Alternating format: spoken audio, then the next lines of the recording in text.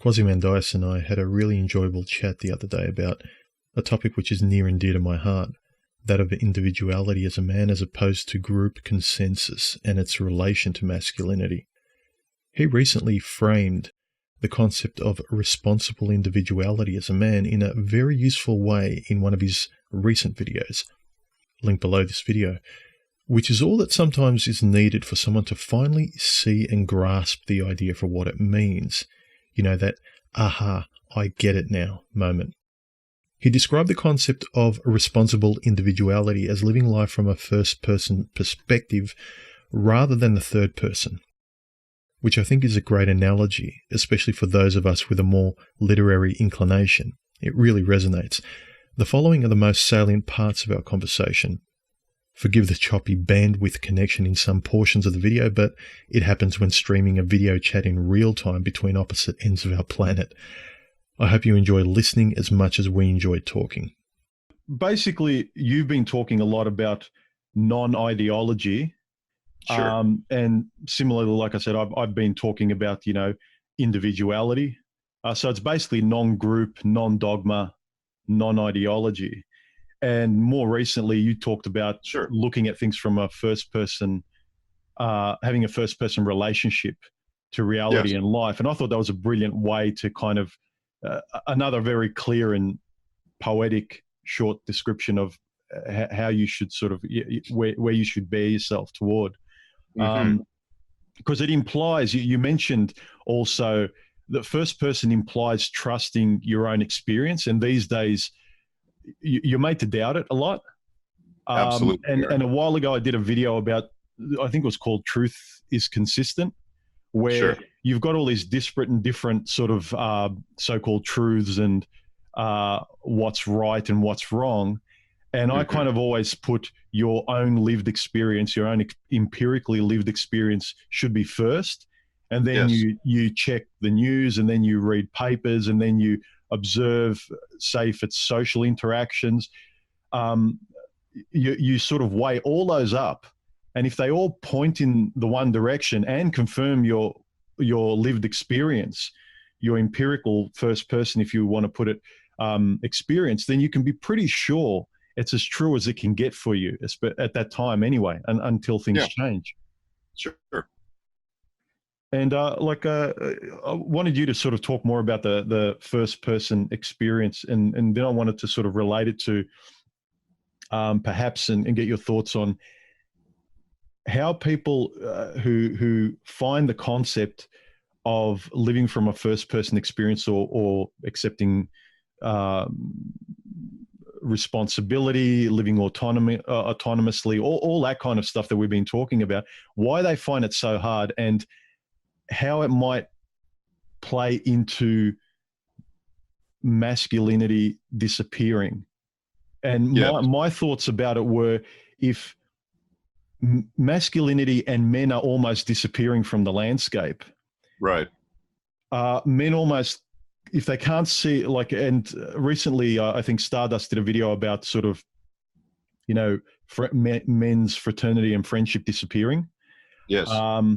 And I thought, if you can't see your brotherhood, you can't see yourself in other men, you can't see masculinity anymore, how can you actually, it's that much harder to have a first person relationship, because it's a first person relationship calibrated by what? Exactly. That's right. No, I no, you're on something important, I think. And I mean, I think it's important to realize first too, that, it's not a binary sort of thing. Like, it's not that you have a first person relationship or not. It's a skill set, right? And it's something that you progressively are able to achieve through life if you should choose to engage in that process of becoming more able to engage with things first person. You don't just get that automatically, right? It's something that arises because of choices that you make as you go along, right? Yeah. And it is something that you also have to develop over time. The skill and the courage to engage with things on that level, to make it personal, to make it your business, right? And that's not something that just immediately happens. And when a person starts to do that,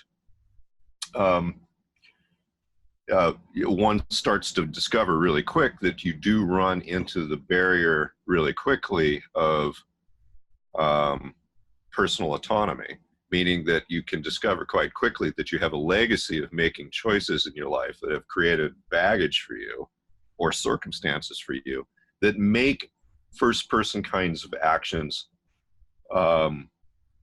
impossible. Okay, so like here like an example helps, and for whatever reason I'll bring this one up. I mean, obviously, not to beat a dead horse, but there's a heck of a lot of people in the world now that are getting very excited about the climate stuff. Okay, so you're seeing large movements all over the world, people out in the streets, large protests of people worried about climate change, right?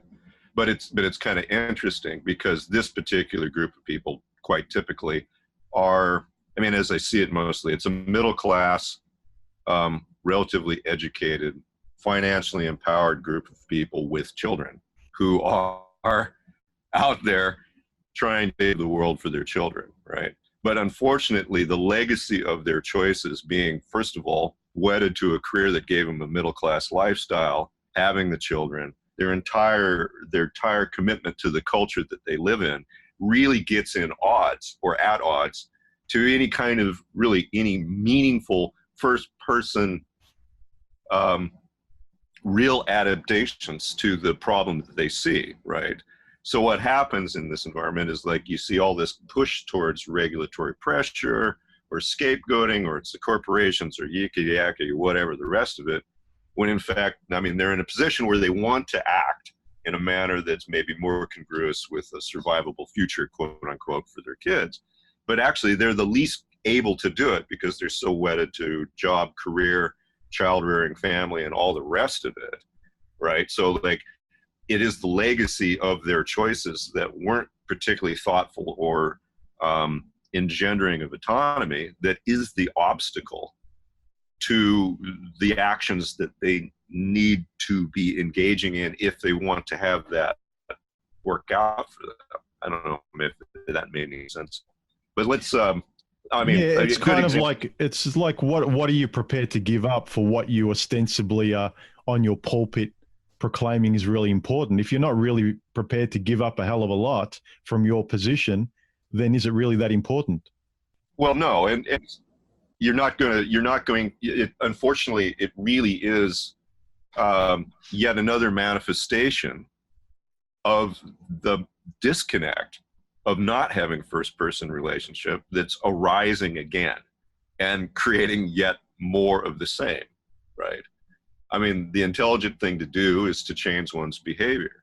They're not in a position to be able to change their behavior, so they've got to ask other people to change their behavior. The main reason they can't change their behavior is they're already wedded to other stuff, right? Which is, again, job, career, children, all the rest. So, like, just as an example.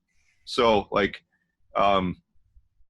it would be no different than, let's say that, I don't know, maybe I want to go sail off around the world.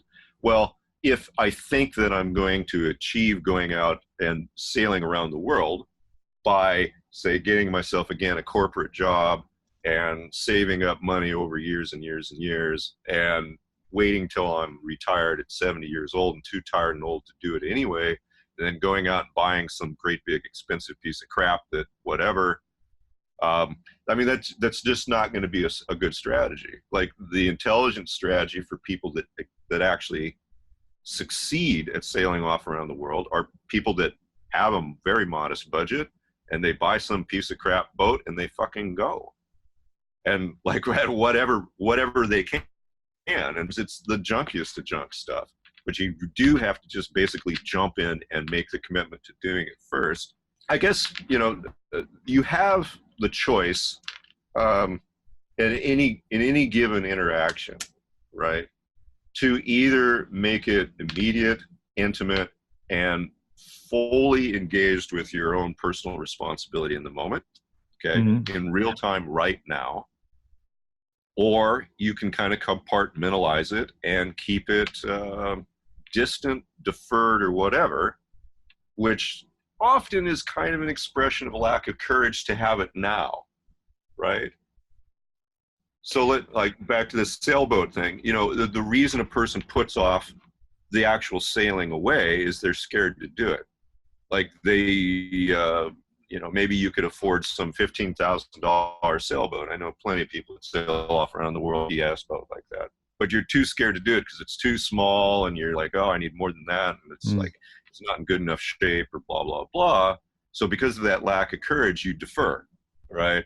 And you save up the money for the new thing or the bigger thing or whatever. And after a period of time, really all you end up with is the ability to defer rather than engaging in real time in the moment, right? Yeah. And I was thinking also about, if today the biggest virtue you have is being a victim that actually can't enact any personal responsibility. I can't be responsible because of the government, because of feminism, because of X, Y, and Z. Yeah. Then it becomes that much easier to keep saying, if only this obstacle wasn't here, then sure. I could express myself in that first person aspect. Then I could be responsible. So it's almost like I mentioned a few times. It's like the people, sometimes they confuse virtue signaling hope and what they know to be right, and like these values are right and correct, and they know them, and simply espousing them, they think the job is done, and they just keep recycling that same Groundhog Day. Yeah, it's like people will buy sports equipment but never start to get on the path of getting fit, or if they really want to leave their job but they never do.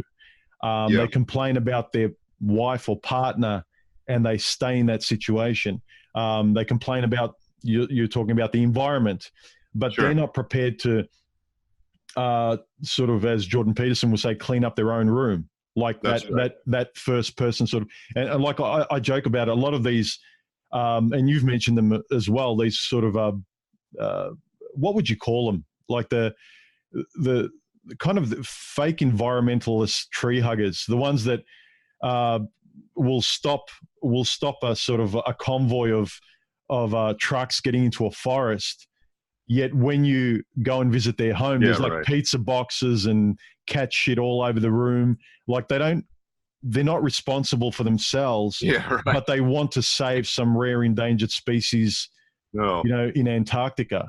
That's actually a very good way of putting that, right? So like, here's a model that everybody should think about perhaps. It's like, okay, so in terms of the, say, social justice stuff there, interestingly enough, I read recently that there is being suggested in the DSM a new variety of narcissism, which is social narcissism, which is precisely the virtue signaling social justice warrior. It's becoming considered a diagnosable affliction. Yeah, I've read about that. It's when you sort of, you go to Africa and you take a selfie with sort of some of poverty-stricken village, and you hashtag helping the world, and you virtue signal. You sort of you accrue social points by fake virtue signaling, and you don't really do anything. You go back to your Hollywood home. Yeah, isn't that something, right? And I have over the years, I've met so many people like that. I mean, if you are the kind of person, and this is interesting, in relationships or what have you, who is genuinely interested in causes, you come across a lot of those people, and you get embroiled with them quickly because, they will use the same kind of languaging that you do, right? Because you're going to be like, oh, I'm concerned about, who knows, the pygmies in the Congo getting eaten, which they are, believe it or not. But so you're concerned about that, and then some other person comes along and it's like, oh yeah, maybe it's Chicky Poo. I'm concerned about that too, except she has no first-person relationship to it at all. She just simply wants it as basically a piece of jewelry, where you are actually interested in the cause itself, right? So like in the DSM, as they talk about it, that's how you diagnose between somebody that's a virtue signaling person and somebody really in the cause is inevitably somebody that's actually interested in the cause has something to show for it. Like it'll make some difference in how they live their life. Whereas the virtue signaling person absolutely does not. And you notice that you mentioned it before. They talk in cliches. They actually don't talk in sort of unique language, like their sentence structure in real time. That's right. Isn't the individual coming up with those words because of what they're processing in their brain, and you can actually sense that it's their own individual opinion. It's just bumper sticker after bumper sticker after bumper sticker of That's like. Right.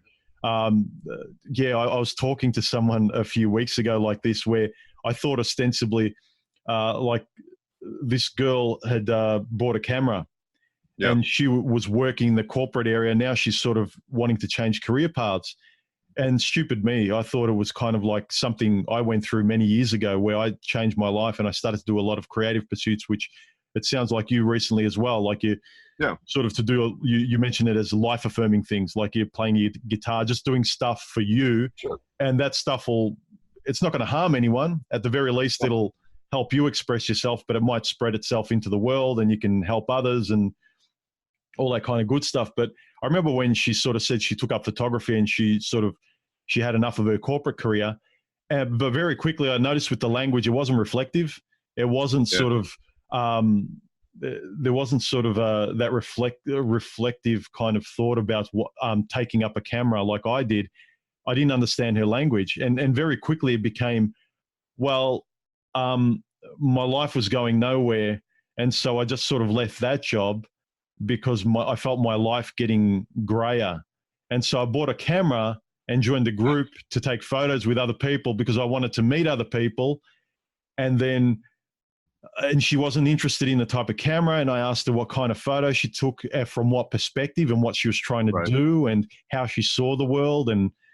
And basically she didn't have a clue. So it's basically the camera was a prop to save her life. Yeah, exactly. Rather than a kind of a conduit with which to express herself. Yeah, so like that's drawing much closer to what we're trying to. This first person versus third person maybe is the way to put it, is kind of a slippery thing, right? Like you like what does that actually mean? But like that's drawing close to it. It's like in her case, it was really a fashion statement, or like you say, a prop. Right. Very often these causes are fashion statements, whether it's ecological or social or whatever. People are more interested much more in being seen as a thing than in the thing. Right. Yeah. Like I encountered that years ago. This is a long time back when I was involved in jiu-jitsu, and like I was fortunate to have had an instructor that was pretty famous actually. Like, I mean, he now, even though he's an older guy, is involved in some of the more important teams actually out there in the world. So I mean, he was very, very good at what he did. And inevitably, you'd have these people that would come in there who would want to take classes with him because he kind of he had a little bit of a celebrity sort of thing. And he'd inevitably take this big guy off the street and put him in the ring with this, I went through it too. This little girl who was one of his highest ranked practitioners. I was about 5'2", really robust chick, and that girl would mop the floor with you. She'd just come in there and take these big tough guys and just tear their heads off. And you'd never see these guys ever again. Like they'd never come back. And it was so funny because so often these tough guys would come in, they all tatted up, looking the part, like for whatever it is that, they were the kind of guy that would really throw down. And this, little girl that looked like she just, like, I don't know what she was doing, putting on her makeup, and then came there and was whooping ass on everybody else, would just hand him a really heavy, big dose of first-person reality. And they'd never come back because it just blew their fashion statement completely out of the water. Few guys would, but I would say it was 9 out of 10 that would not, right? But if you stuck around, you were like, there was 2 ways of encountering getting your ass kicked by a little girl, which was one was like, oh, wow, there's something really good to learn here, because if that little girl can kick my ass, I'd like to know what she knows, right? Otherwise, you were much more interested in maintaining your image as being some kind of tough guy, which was roundly shattered. Yeah, it's like really funny. rather than reflect on the situation, it's like, well, I can't be a cardboard cutout tough guy here. I guess I'll leave and try and be a tough cardboard cutout somewhere else. Yeah, I mean, and it was just hilarious, you know, because I mean, obviously now everybody's seen enough jiu-jitsu that they know what it's like when somebody comes along and just throws you on the ground, sits on your head. You know, like it's a pretty rough, humiliating thing to go through if you're unprepared to just really have your ass tossed. But yeah, it was funny, and she was good at it. So I wanted to ask you, what are your thoughts about? Because I've always thought, is it the individual just not being interested or not having it in them? But what do you think? And you've probably seen it more than I, because your videos and the way you speak are a lot more classical, if you want to put it that way, and they're a lot more deeper and in depth. And if you're not interested, it just sort of flies over your head. Yeah. If you're not you don't have that individual first person interest in the topic, and you can find some sort of, you can glean some relatively, like you can glean some sort of gem in what you're saying. I can interpret and concept connect what you're saying, whereas someone else who just wants to be fed, i.e. the third person or the group, it's like the first person description that you're describing doesn't resonate because the person doesn't even have a first person interest to begin with. So your information it doesn't have a pipeline to get through. No, that's right. And you see that, yeah, you see that all the time. I mean, there are definitely guys out there that resonate with that, but they have to bring something to the table first. You know, they've got to have an interest in the material first before they get there. Because, yeah. But I mean, there is a lot of that. In fact, here's an interesting one. In fact, I'm kind of rambling on here as I'm waking up and drinking my coffee. Charlie, let me tell you about Charlie. Charlie's interesting. So I get an email from Charlie, who is on the channel there, and anyway, Charlie's very interested. It's like, you know, I really appreciate in particular the attempt to kind of get into these issues in depth and to talk about, you know, these dynamics in a more universal, less gender loaded context, right? Because in a lot of ways, I don't see the MGTOW message personally. You know, if you look at the MGTOW message personally, okay, in a first person sense, it suddenly doesn't really have a lot to do with women. Like, I mean, if you're really fundamentally interested in personally going your own way, however that expresses itself, you find that it may have been a conflict with a female partner that engendered that process, but like, you're going to face the exact same dynamics that you faced with her, with job, career, self, and all the rest of it. Like you're going to have this legacy of all of these things that you probably have made poor, not very well thought out transactional commitments to that did not serve you. And now they've become hindrances to your personal progress. Does that make any sense? Yeah. I've always found that frustrating. I thought the definition of MGTOW, going your own way, was first person. That's right. Well, it's completely first person. And so when you get someone describing it as the opposite, it's like when semantically you're describing first person, and everyone keeps saying, so what you're saying is third person. It's like, no, I'm saying first person. Yeah, it's that's like, right. So what human's saying is like, no, again, first person. It's your own way. You have the permission to live your own damn life. Yeah, but that's right. So anyway, back to Charlie. So Charlie's like, you know, this is great. This is material that I can't get anywhere else. Charlie goes on and discusses the fact that the interest in this came from having a really abusive mom. Okay. Material. Okay. Which you encounter a lot of people now that kind of coming out of the closet about abusive moms. Like that's becoming a more acceptable thing to talk about. Charlie makes the case that Charlie even went to therapy about the thing and couldn't get any closure about it because the therapist was so biased in a gendered manner that you can't even discuss the fact that mom might have been abusive. What? Psychotherapy is biased toward women? Really? Yeah, right.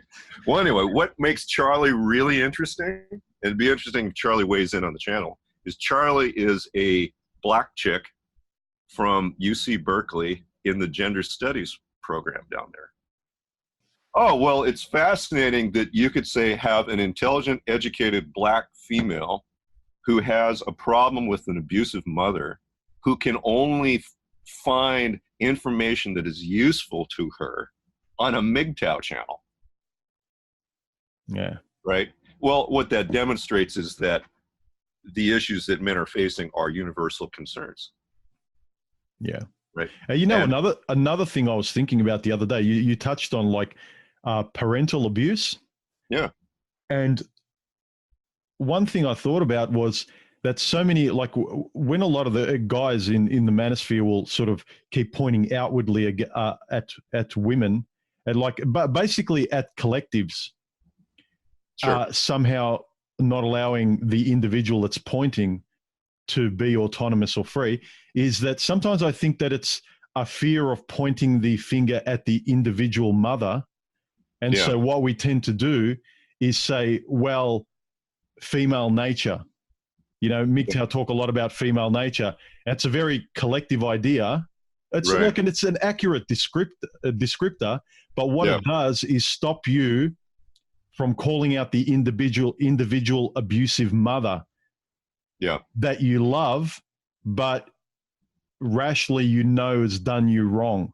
So it's easy to sort of talk about them collectively, like, oh, female nature, what can you do? All women are like that, whatever, rather than point to that individual who happens to be a female that still has those traits, but it stops you actually criticizing the individual.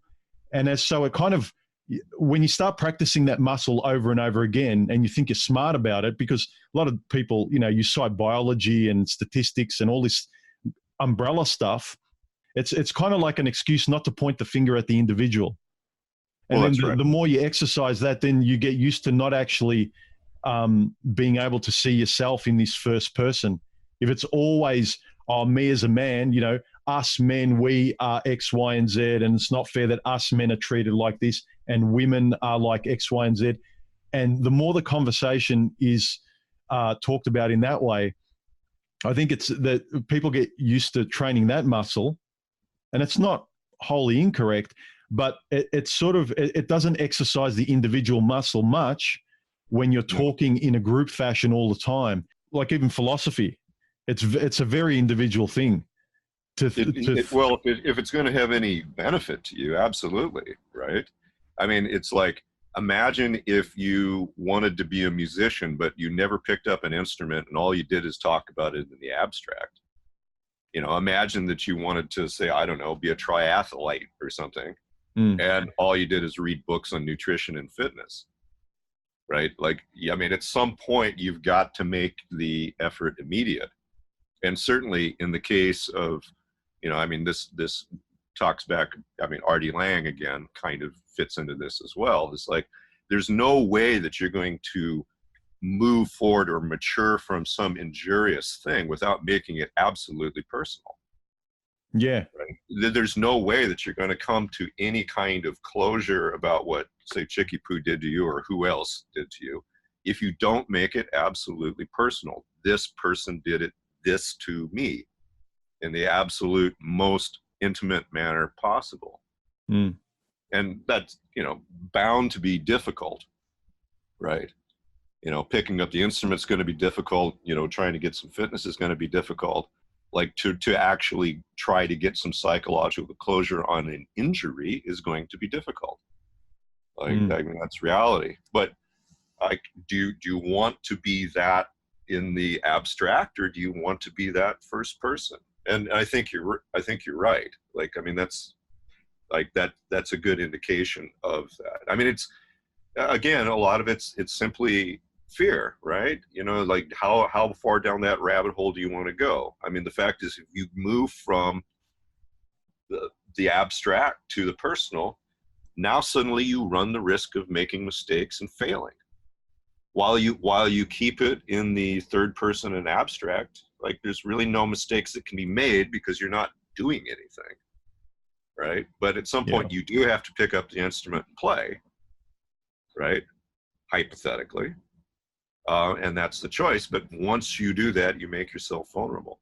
Like, it's kind of like back in the day when I used to work with the kids in the juvenile justice program, is like, at some point, you run across these stories of young guys, I mean, just horrible stuff that happens to them. But I mean, to me, it always came down, at some point you actually had to ask somebody that was injured, and practically everybody has, is, do you want your essential posture to be that of a victim, meaning external, or do you want to make it first person, meaning do you want to be a survivor?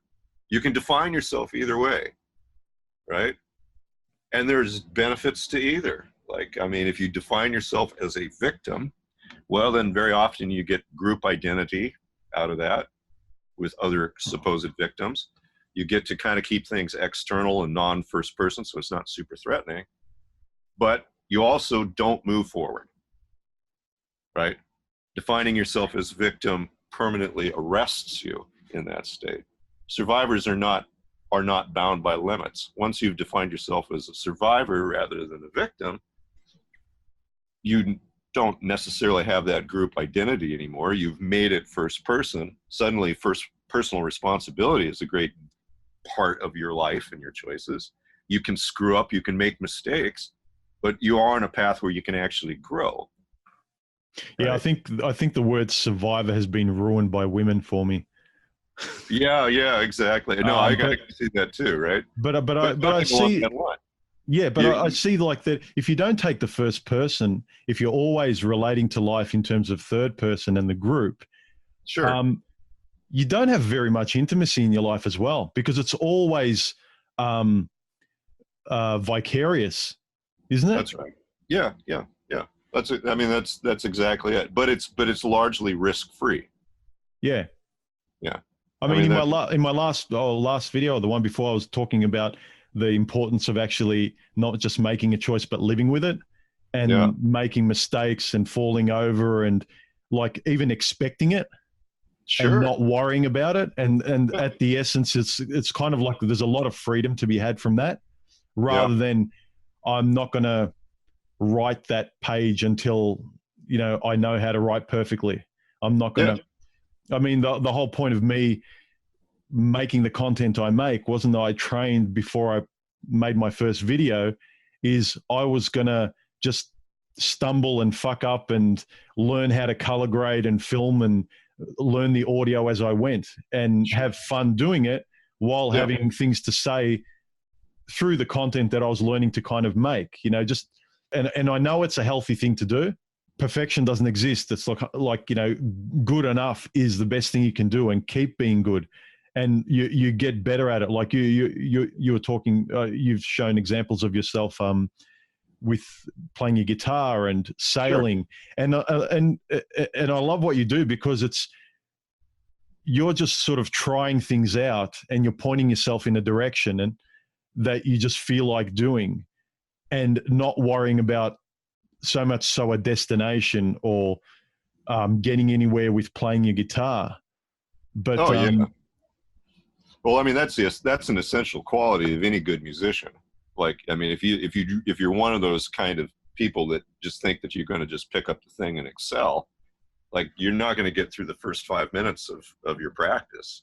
Like, I mean, it's a good metaphor, because it is such a long path that anybody that's going to have any success with it, it's just something that you're climbing one step at a time, period. That's the only thing it's ever going to be. You do it long enough and you get to the point where you might have some small level of capacity with it, but I mean, it's a good metaphor for life in general.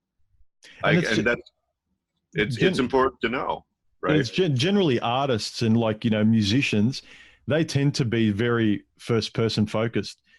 Like there's no ostensible rational reason, aside from someone saying, I'm going to be the biggest rock star in the world, but the majority of them that are any good, they're just obsessive of just fine tuning their craft and enjoying that process perpetually, that one day they just end up somewhere admirable to others. Yeah, that's precisely right. And it wouldn't hurt, like in the MGTOW community, to view even the kind of your MGTOW moments in the same manner. That in fact, like, while there has a tendency to be a lot of resentment out there about what Chicky Poo happened to do to whomever in the past, the fact is you wouldn't be where you are if Chicky Poo hadn't done it. Yeah, that's another cliche that's been overdone as well, I suppose, but it is true. It is true. Like, it had to happen to you, or you wouldn't be there. I mean, in some ways, the worst thing that can happen to you. Who was I talking to the other day? Somebody. It's interesting. I'm trying to remember the conversation, but it was a similar kind of thing. Oh, it was about Buckminster Fuller. I was talking to somebody about Buckminster Fuller, who's kind of an interesting cat, obviously. But a lot of people don't know that Buckminster Fuller had a very tough early life as a young guy. He was quite the alcoholic, and dropped out of college, couldn't hold a job, was absolutely just horrible, desperate thing. He had some kind of ridiculous job as some kind of petty clerk, and it just about drove him nuts. Much in the kind of way, the similar kind of narrative, maybe Charles Bukowski or whatever, some really crap soul destroying thing. And I made the observation that wouldn't it have been something if Buckminster Fuller had had a job that actually wasn't as shitty as it was, but it was just tolerable enough that he never actually changed his life. Or maybe he wasn't a complete flaming drunk, but he was just a super heavy drinker, never ever got to the crisis moment in it.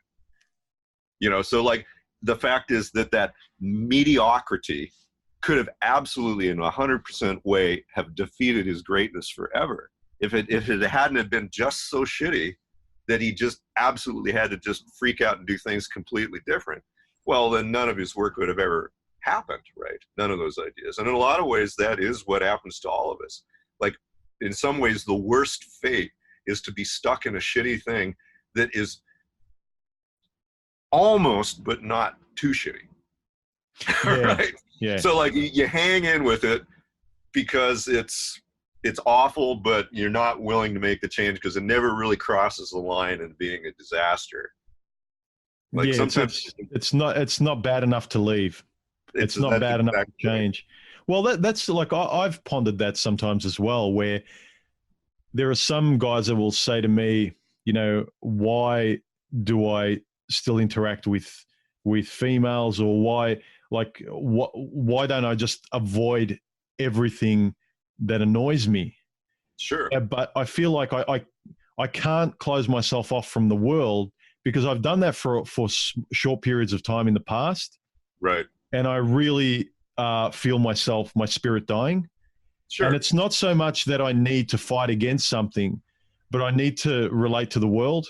I need to sort of, I feel alive in relation to it. I can see myself and what I value in relation to it, rather than avoiding anything that sort of is too loud or smells too bad, or treats me bad or whatever. Complete safety, I found doesn't do it to me, because I've tested it. I was years ago, I left my job and I did nothing for 10 months. I barely had any contact except for one or two close friends. And I felt myself atrophying, and just the candle going out. So it's not like I need, let me go find the nearest bitch to have a bad relationship with to stoke the fire under me. But it's more that I need to engage with, if you're into writing, you notice when you write, you express who you are and you fight against injustice on the page. And by doing that, you proclaim what you stand for as an individual. Sure. And in a similar fashion, I think I need to, and I think a lot of people need to, to do that in real life too. Sure. Yeah. So it's not about avoiding risk and avoiding those landmines. Yeah, sure. Like something that you can see from an airplane, like you're not going to turn a stripper into a wife. Like there's stupid decisions. But I mean, you need to learn about yourself, not about what you said, like Chicky Poo, what she did, and all women will do that. That's like, no, you can learn about what women are like, but you come first and foremost about learning about yourself in relation to that experience. And then when you go forward, like what values now do you have? How have you adjusted yourself? It's it's always about you. Like how have you turned your dials and tweaked who you are and calibrated your azimuth to sort of point in a slightly different direction and tread on your path a little bit differently, a lot more consciously than you previously did. Like, I feel like as time goes on, I'm less and less on autopilot. Right. Well, that should be the goal, right? I mean, that should be the goal. And it is, like I've talked a lot about, like Martin Buber's philosophy of the essential ways of relating either in a subject-object manner or that I-thou manner, which is first person, right? And again, you don't start that way. Like, I mean, a child, and especially an infant, doesn't even conceptually understand that the outside world exists, right? Like an infant is so egotistic that they don't even know that other people are not extensions of them own self. You mature as you go along to understand that other is something that has an independent existence. And if you don't actually train that muscle, like it doesn't happen. And the way that you do train it is by bumping into it. Like, I mean, you go out and seek that, right? You seek to have that interaction. And again, you don't have to go out and just deliberately, have a shitty relationship, as you put it. Although that's a good one. That's a good way of waking yourself up, obviously. Yeah. I noticed it, and a while ago, I noticed while it makes great material, and I realized when I was in a job I didn't like, the only thing that was keeping me there was the money. Or if you're in a relationship and the only thing keeping you there is the sex or her cooking or whatever it might be, right? Some sort of something you esteem. But it's kind of like there's only 10% keeping you there. Right. How can I put it? The more self-aware and more self-reflective you are and the more interested in this stuff you get, is you can't pretend to live with it anymore. And you've talked about in your channel about sort of being aware of the environment around you, as well as like distally the broader environment. But it starts with you. Like if you can tolerate being in a bad relationship, whether it's work-wise, interpersonal, like, romantic or whatever, then all your proclamations about saving the whales mean nothing.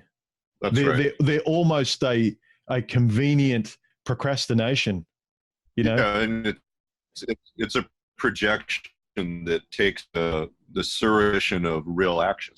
Like, you feel the emotive need to have a response, but you don't have the courage or the autonomy or maybe the skill to respond, so that you create this projection that makes the emotive need kind of go away, but it actually doesn't achieve anything, right? So because do you think that sometimes people keep reflexing back to the third person, the group, the overarching majority, and away from themselves as some sort of altruistic, oh, look at me, I'm not even looking at myself, the individual, I care more about everyone else. I'm Jesus on the cross. I care so little about the individual that I'm concerned with the environment. I'm concerned with helping all men. Yeah, that's right. I'm concerned with like whatever your umbrella is.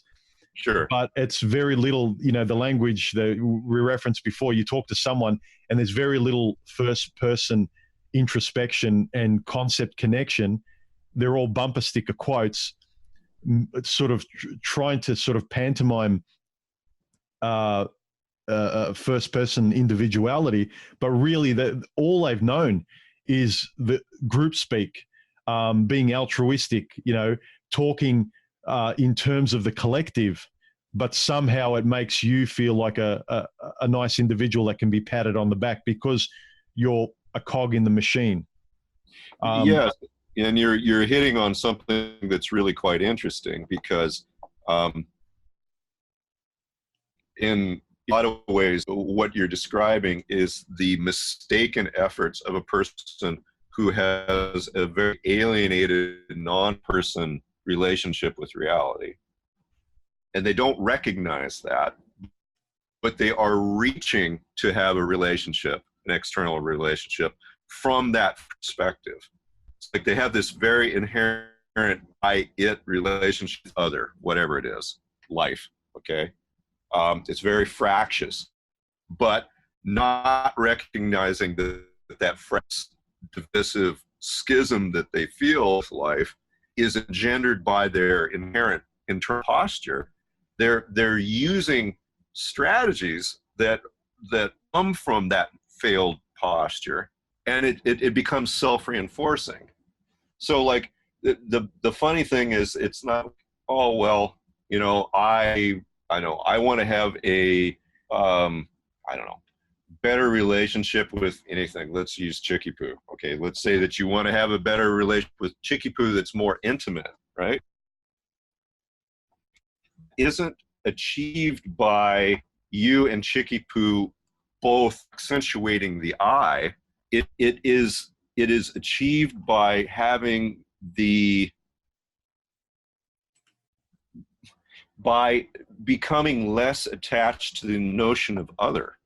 It isn't so much that you draw nearer, it's that the boundaries between you and other get less recognizable. For example, okay, so let's talk in the context of, say, ecology, right? The way to move towards a more healthy relationship with the ecological world is not you going out and, I don't know, taking on the project of saving whales or elephants or whatever. It is recognizing in the fact, it is coming to a first-person acknowledgement of the reality of the fact that there's precious little really separating that which you call you and that which you call nature. Like if you're very cognizantly aware of those two processes coexisting in time, like you do have a skin here that looks like a boundary, but actually you are more alike as one object than you are two things interacting. That sounds pretty esoteric, but that is the inevitable. That's the inevitable outcome of having first-person relationship, is that you and other, it's not that you draw nearer, but recognize in some way that thing that you're interacting with is to some degree you, right? I mean, you do feel with like your sailboat, you do that with your guitar. Over time, it's more of an extension of self. It's something that you hold dear. Yeah, it goes back to that. It ties into the whole process notion of living. Yeah. And not the subject object. That's right. Which the hard thing to get about is to recognize that you can't see that while you're still in the position of subject object, non-process, non-first person. Like that doesn't even make any sense unless you've had kind of the experience somehow of it falling apart. And it's like, oh my gosh, you know, suddenly I understand that, you know, it's a cliche that there is this connection in things, right?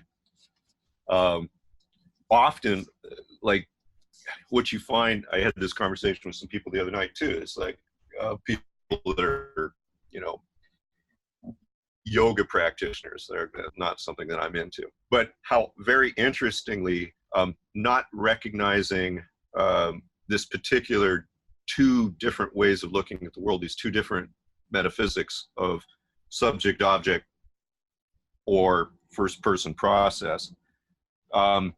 The attempt to seek other has a tendency to develop into this kind of infantile egocentric regression, where you find connection more or less by regressing into this infantile state where you don't actually understand that other exists at all, like a child.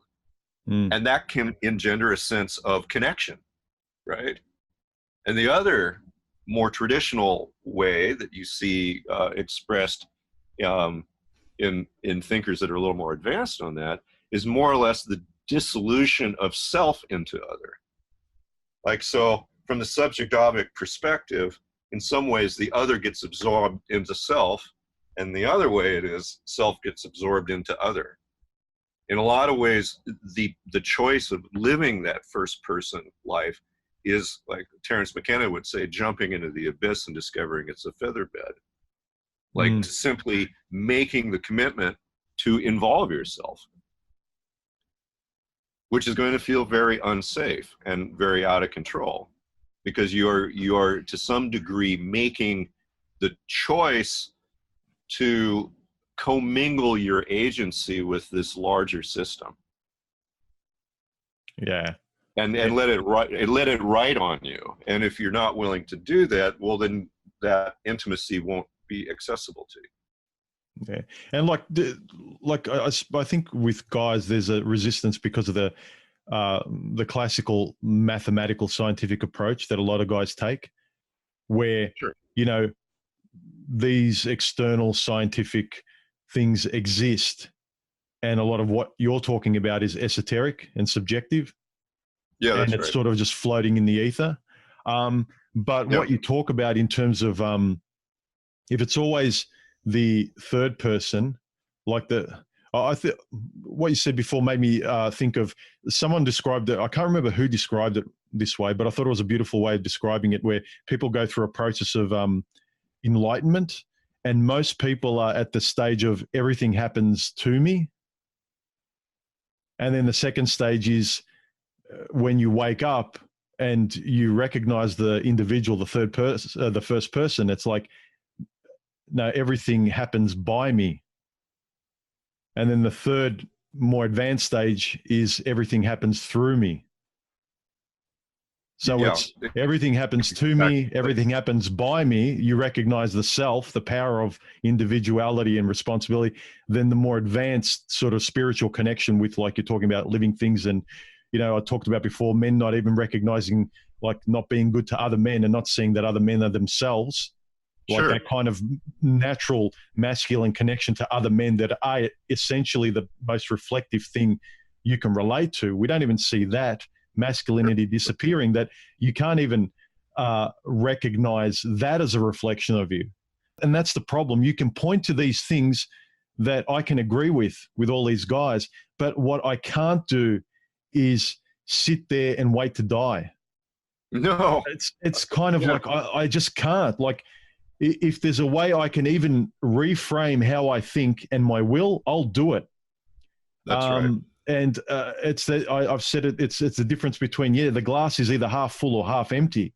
They're both factually correct, but one is a functionally healthier and better way to spend the rest of your life, rather than sort of nihilistic. Well, it is what it is, and there's no point, and the world's against me. Well, if that were true, what's the harm in adopting, even if it's a solipsistic posture that's actually functional and will make the rest of your life better? As long as you're not hurting anybody, harming anybody, and your life is better, what the fuck's the difference? Like, I'd say, believe in unicorns in your own world if that'll help you.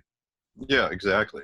No, I mean, that's well put. I mean, that leads, like, that's right, exactly, I think, where it needs to go. I mean, I understand the kind of allergic response out of a lot of guys to some this kind of languaging about, relationship or quote unquote enlightenment or any of the rest of that, because I didn't come by that naturally at all.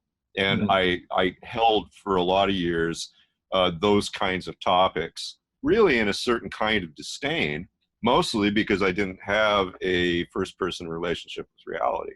And I thought it was like that woo kind of stuff, right, as I would see it.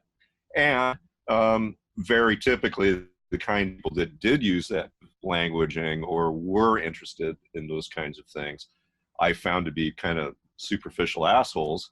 And so, like, I definitely for a lot of years, had a tendency to really try to stay comfortably numb within a very imperialistic, objective view of the world, like a lot of guys out there I see want to do, right? But the mistake in that, again, is comes from the perspective, right? It isn't woo if you're living it.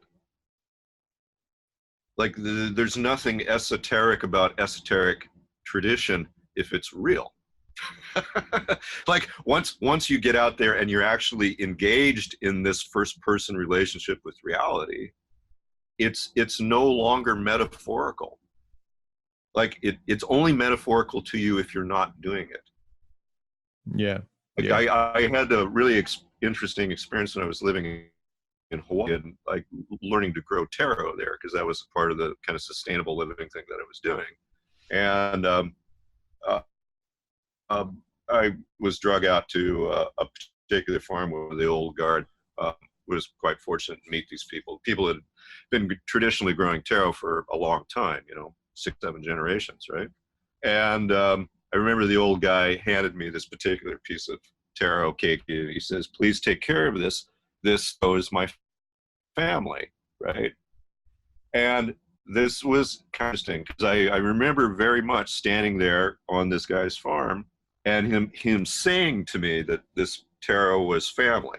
And I was like, oh yeah, okay. Immediately my response to that was to think of that metaphorically. Like this plant is like family to me. That would be the languaging that I would use if I lived life in a third person, non-engaged manner, right? And then I suddenly realized that the guy was not in any way at all speaking metaphorically.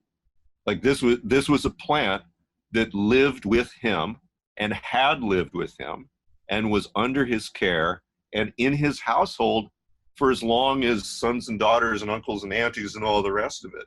There was nothing metaphorical about he using the term family to describe his relationship with the plant, because it was first person. And it was like, oh, so once you finally kind of get a taste of the fact that it isn't necessarily metaphorical when people talk about things like connection, it may not be metaphorical if it isn't real, then obviously haven't tasted it yet.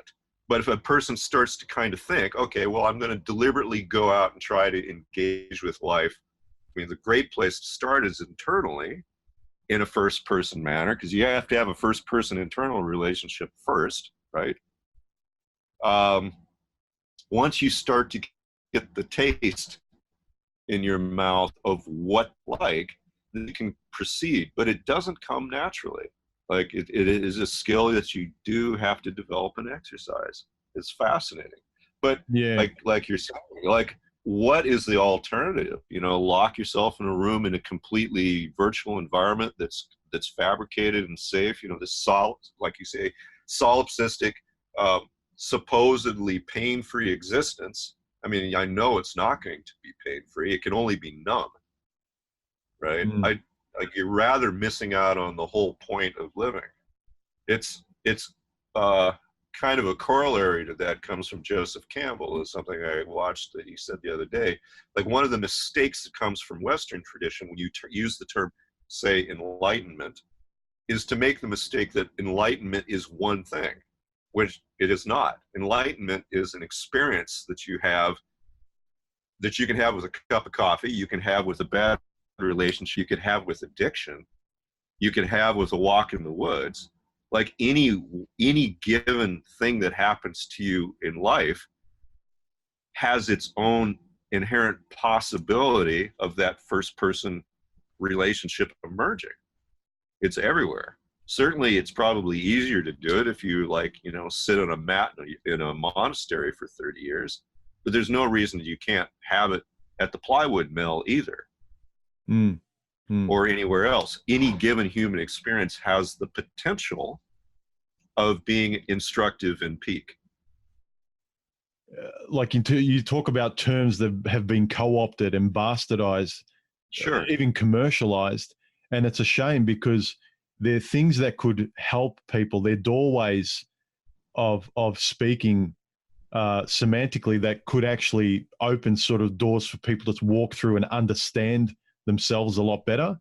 Yeah. But because they've been so commercialized, people distrust, words like spirituality and all that stuff, because it's gotten to mean this woo-woo horse shit that they can sell things with, rather than, I mean, even romantic love, classically, the romantic period, it used to sort of imbue a love of life.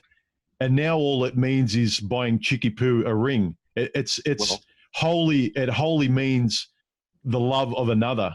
Like you can only feel it through that third person you're talking about. Whereas before it used to be, from your perspective, like what you loved about life, like what you saw, what you were connected through. And even these days you talk about taboo words. Guys can't even say the word love. No, because that's right. automatically it sort of means, oh, it's mushy, it's a chick thing, and about the only thing a guy can say is I love my car. I love, like, pick any inanimate object, and that's about the only thing a man can say, other than his child. But Sure. he's not allowed to love outside the bounds of what he's sort of what's permitted out in the culture. So, like, there's even I've just noticed lately, like when we started, I had this notion that the idea of, like, it's not just masculinity as like a cliche word, but even that's been bastardized. Like whenever you say the word masculinity these days, women roll their eyes, which we're used to, but even men are rolling their eyes. Like it's a childish, whenever you describe masculinity, it's almost like all of a sudden we're putting on capes and we're acting like superheroes. Well, you're actually, this is a fascinating thing to discuss actually here. Like you're getting very close to something that's super interesting that men ought to really think about, I think. How did that happen? Like, honestly, question. I mean, seriously, how did that happen? Has that been engineered? Like, you don't have to get into literature much, right? And where you would find 100 years ago, spirituality, investigation into topics like love, enlightenment, self-actualization, on down the line, any of this stuff would have been solely the domain and practice of men. Like, it was men that wrote about this stuff historically. You could sit down and frickin' hang with Odysseus and he wouldn't have any problem discussing any of that. His entire life was first person, and all of that would have been on the table. Like, what happened? How did men get conditioned that actually these things that for practically all time was almost exclusively the domain of men? Like, it was very often in the languaging of men in years gone by. It was like, well, men are the spiritual sex. Men are the ones that are interested in that. Men are the ones that are interested in understanding what love is. Like, what is it over the last 2 or 3 generations that those essential qualities of classical masculinity have been stolen from men? I think it's the notion is you don't get women that way. I beg to differ. I would say I'm saying I'm saying for the first step naive. That's the perception. Like, no, I get you exactly. I won't be popular. Where will it get me? Yeah, right. I won't get the girl. I won't get the child. I won't reproduce. I won't like. The instinct is it's useless. Yeah, but you're right. If you cultivate all that, the result is more likely to get you everything you want. Like, I mean, seriously, it hails women, right? Like, if you're capable of that, because in fact you are expressing masculinity. Like, I mean, it is really worth questioning where this kind of bizarre ideology has risen in men, that those sorts of things, which historically were the domain of men almost exclusively, are no longer manly. Where did that idea come from? Mm. And because it really, like, you look at this and it's like, you know, most of your psychologists are going to be women. Most of the popular nonsense out there that's self-help or spiritually whatever is really prepackaged for the consumption of women. It's highly, highly, highly, you know, gynocentric, really, those concerns. Is it that do you think that we've been conditioned so much by everything being marketed to women? So women are better communicators. You know, most women are the psychiatrists, the therapists, the nurturers. It's almost like the high mind, the higher mind of the human being belongs to the domain of women, and they're more sophisticated that way. And us men are the jiu-jitsu fighters. We build things. We're engineers. We're the workers. Sure. But they now occupy the language that's marketed is marketed to the aristocracy of the feminine. And so we actually trust it. And so, okay, that's their domain, and we trust what's been sort of repeated and marketed towards us. Well, I think you're hitting on to what my explanation would be, like, of why. I mean, it really is marketing, in fact. I mean, if you just look at the typical family dynamic, the guy doesn't have the time to reflect on this shit. He's working his ass off to pay for the kid or the wife. She's the only one with the idle time to even sit down and look at a self-help book. The entire advertising industry knows that. They know that 4 out of $5 in the world are spent by women. Right? So where does the guy even get the opportunity to do that? Like, if he's going to be exposed to it, it's going to be, you know, I don't know, some commercial on the trip home for family counseling, and that's about all he hears, is something that's already prepackaged for him. He's largely unaware of this larger tradition that is very masculine. He's never been exposed to it. Yeah, but and since there's really no money in it, like, there's no money in selling this to men, because men are inherently better at these things, and they're not. It often, in men, whatever it is they do, if they get good at it, it becomes generally a self-affirming personal path. They're not the kind of guy that's going to very often sign up for some expensive boutique, you know, yoga retreat or whatever. Something that he just does, becomes part of his practice, his lifestyle. Historically, that was it.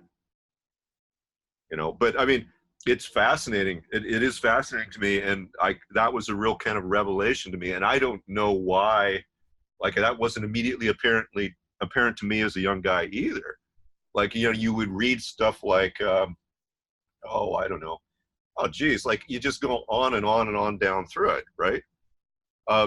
Like the great minds of history, like, all of them are concerned about this stuff. Even like the Isaac Newtons of the world, right, are interested in esoteric tradition, right? They're like, physics is great, but, you know, I want to live my life. Well, think about it today. I can't even speak as a man without watching what I say in public. Well, that's right. So is it any wonder that expressing sort of these masculine traits like honor and sort of like those sort of the introspective qualities and the curious qualities that sort of a man's brain might sort of gravitate towards, is it any wonder you don't even go there? Because right at the forefront, you take that first step in public, it's like, watch how you speak. Unless you're expressing the language of masculinity in a gynocentric fashion that's acceptable, and, you know, you talk about that's marketable, that language is accepted. But if you talk esoterically in a very male way, as though you're just talking, as though I'm talking to you, but I'm talking this way in public. Yeah.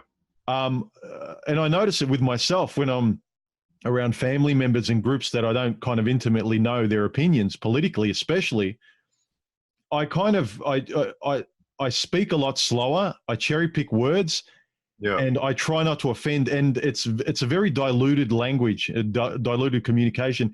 And I notice I'm not, and even generally, I noticed that women speak more openly and as themselves, but the men are constantly editing themselves as they speak.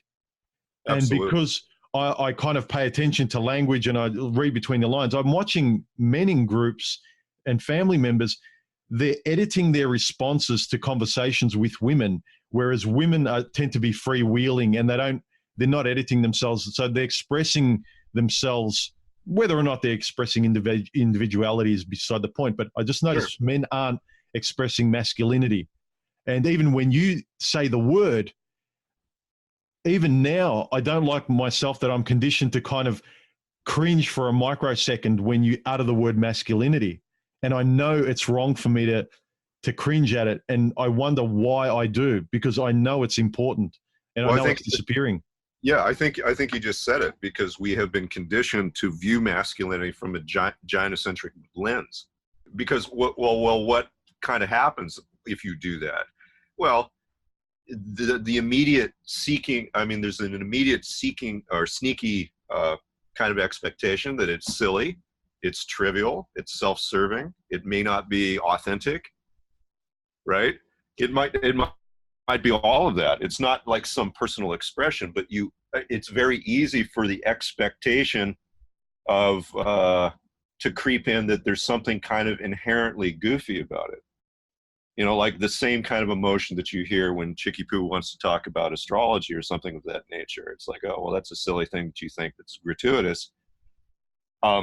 It's permissible in a lot of ways for women to involve themselves in pursuits that aren't necessarily that rigorous. So I think it's very easy to conflate when you hear something that has some kind of resemblance, like, you know, okay, men talking about masculinity, it can come across kind of silly, right? When in fact it should not be at all. Like, I mean, it should be really, I mean, what is more central to a man's life, right? I mean, that gets back to the kind of the basic thing that that's important to realize too. Like, women are always women, but males become men. Like the process of existing as a man is inherently process oriented. It's not something that you just get in the mail, right? Yeah. It's not. Yeah, it's like, so like it's critical in the context of discussing masculinity to realize from the start that it has to be process oriented. It's not something that you just get granted. Like in any community of males, to use the language very comfortably, I mean, it's quite obvious that if you've got 100 guys in a room, there are going to be males who are viewed as men and others are not. Right? And it's not like everybody has the man status at the same level. Right? There's an inherent ranking in that. And I don't view that that's the case in women. Yeah, and have you noticed recently that, like, I really see masculinity as less cosmetic than what they're portraying today? Because today, about the only thing, like these clownish representations of, you know, hipster guys with big beards, Right. and like tattoos everywhere, and they're just really trying hard to be as masculine as possible. Sure. And ostensibly, like visually they are, but the masculinity I find that is disappearing is this verbal kind, the mentoring kind, the sort of the stoicism, the passing off of, like you talked about, sort of mythopoetic lessons through sort of stories and that kind of stuff that generally a man kind of resonates with because he can concept connect what they mean. It's the difference between why a man can really click and connect with something like The Matrix or a Fight Club, whereas most women won't see the immediate connection. It doesn't connect with their sort of vertebrae the way it does to a man. Like it needs to soak in and be explained to a man, or they'll say, oh, well, that's a guy thing.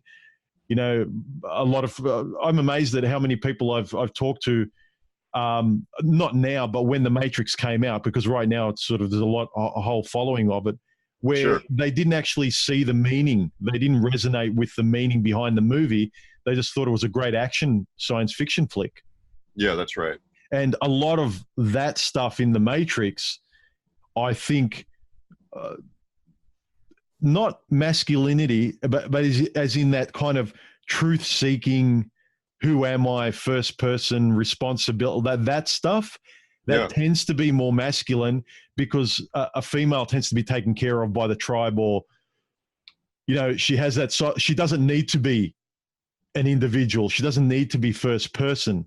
That's right. There's no real requirement. And I think that's the necessity for men to be first person, because they're very little without it. Like, and you look today, as masculinity is disappearing, men are more and more lost. Suicide is getting higher and higher, because there's a necessity for the first person, for the male.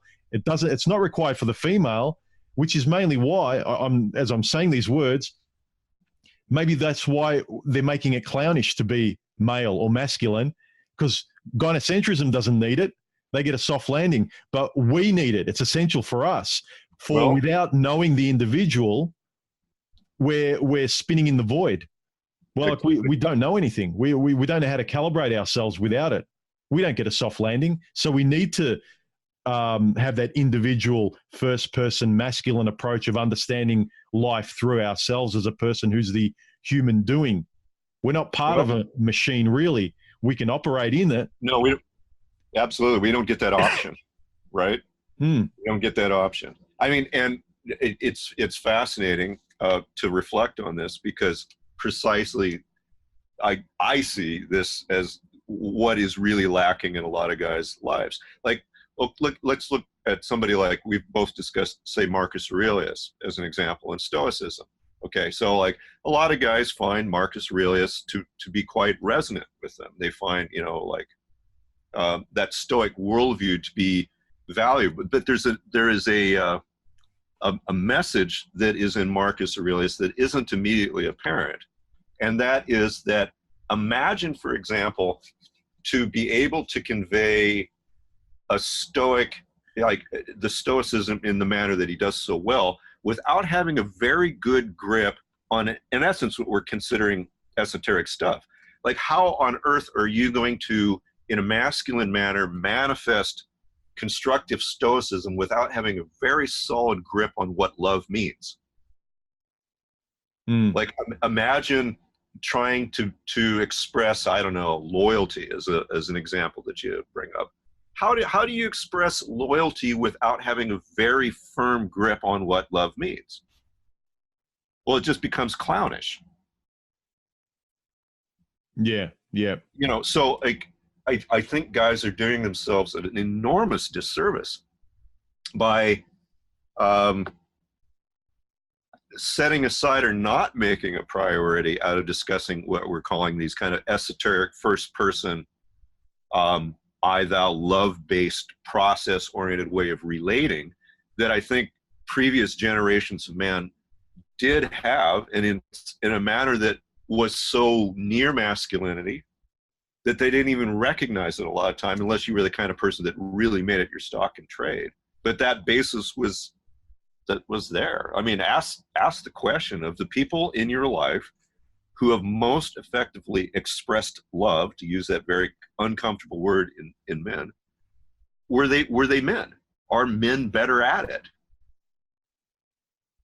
You know, I mean, certainly in my case, the most loving people I've ever met were men. Yeah. And again, you look at it from every angle. They've made it homoerotic. They've made it like you can't actually express these high values, these important values, not just for yourself in relation to other men, but how they might even benefit society by being able to express them. You're forbidden.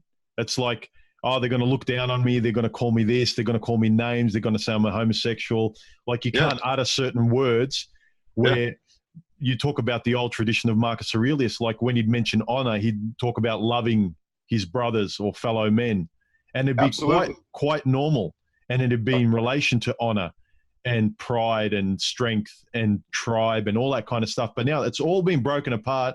It's like, it's embarrassing to say this word. It's embarrassing to say that word.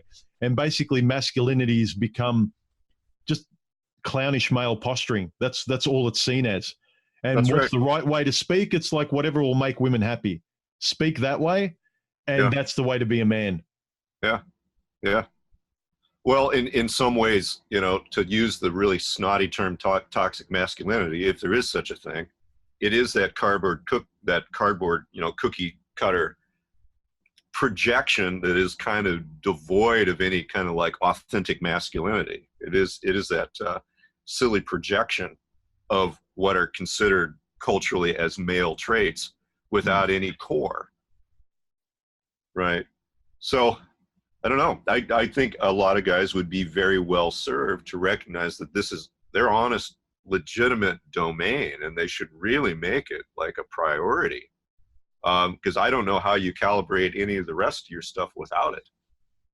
It's very interesting that it has become practically taboo.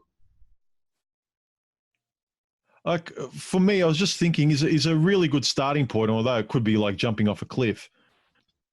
Starting point to just to sort of be more masculine or be more authentic or be more sort of first person or real, and as a consequence feel a lot more confident, solid and alive in your life, is to, because I see a lot of it as it's fearful of how to express yourself as a man for the reaction of women in gynocentrism. Sure. So you edit yourself. So is a very simple way of looking at it being express yourself exactly without editing.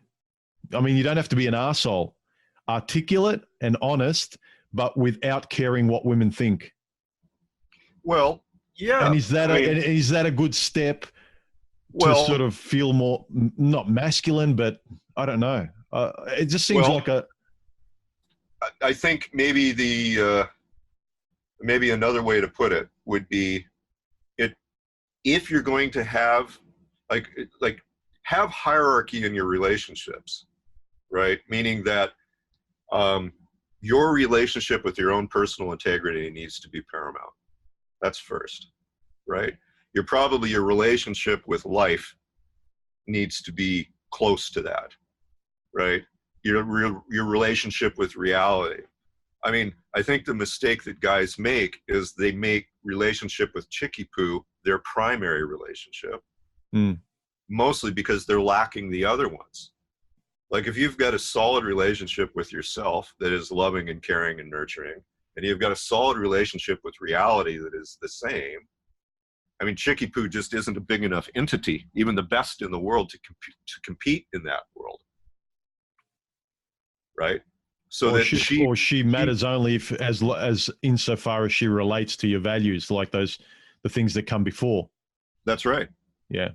That's right. So like that kind of solves the problem. And I think where I've got into mistakes with women in the past has been precisely due to that dynamic of not having a particularly healthy relationship with myself or with reality, and hungering for that, which is necessary and normal.